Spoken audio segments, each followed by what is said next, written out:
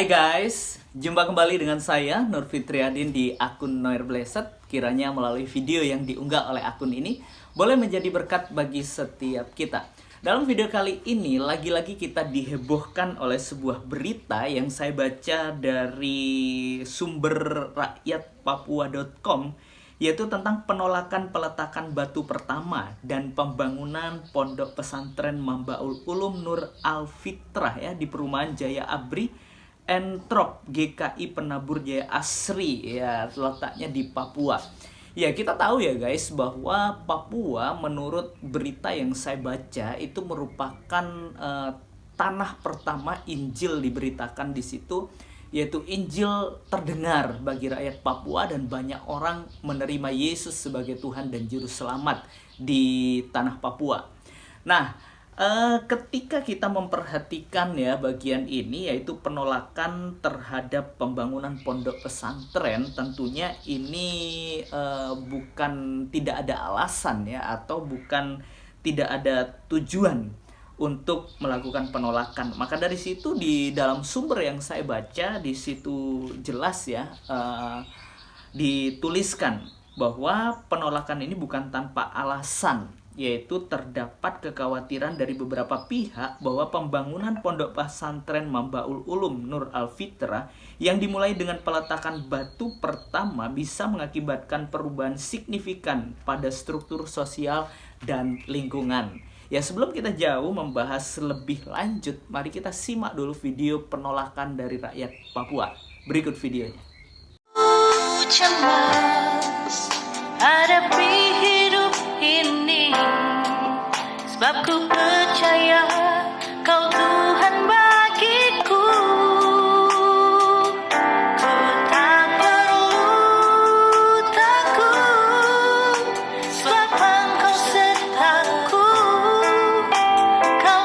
Ya, berikut video penolakan terhadap pembangunan pondok pesantren ya di tanah Papua.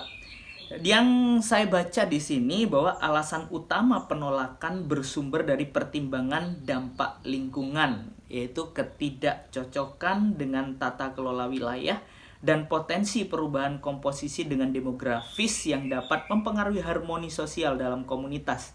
Ditambah terdapat kecemasan mengenai resiko peningkatan lalu lintas dan kebisingan yang dapat mengganggu kedamaian dan kualitas hidup warga sekitar. Jadi itulah alasan utama penolakan dari rakyat atau orang-orang di Papua ya atas pembangunan pondok pesantren ini. Ya, kalau kita kaitkan beberapa berita, mungkin mereka juga atau rakyat Papua juga mendengar ya bagaimana kesulitan-kesulitan yang dialami oleh saudara seiman di negeri ini tentang pembangunan ibadah, bahwa penolakan ibadah yang terjadi di kaum mayoritas itu tentunya pasti mereka juga mendengar tentang saudara seiman. Oleh sebab itu, mengapa mereka begitu? Ya karena begini ya guys. Itu mungkin salah satu faktor utama juga menurut pengamatan saya ya, di mana usai begitu banyak penolakan-penolakan pembangunan gereja atau persekusi terhadap kaum minoritas, tentunya menjadikan mereka atau saudara seiman di Papua juga melakukan hal yang sama ya, tentunya tentang apa ya, penolakan yang ada, yaitu tentang pembangunan pesantren di tanah Papua. Bagi saya, mari kita belajar ya untuk bersikap baik, mempertimbangkan sesuatu yang baik. Jangan memulai sesuatu yang tidak baik, karena akan berimbas sesuatu yang tidak baik juga. Karena Alkitab berkata, apa yang engkau tabur itu juga yang akan engkau tuai. Oleh sebab itu, mari kita belajar menghormati satu dengan yang lain, antar umat beragama, perbedaan suku, perbedaan budaya, perbedaan ras, dan lain sebagainya ya. Kita belajar untuk menghormati kebinekaragaman yang ada di negeri ini. Karena Indonesia ini adalah negara majemuk, bukan negara agama, tetapi ada begitu banyak perbedaan yang ada di dalamnya, namun satu jua. Itulah Bhinneka Tunggal Ika.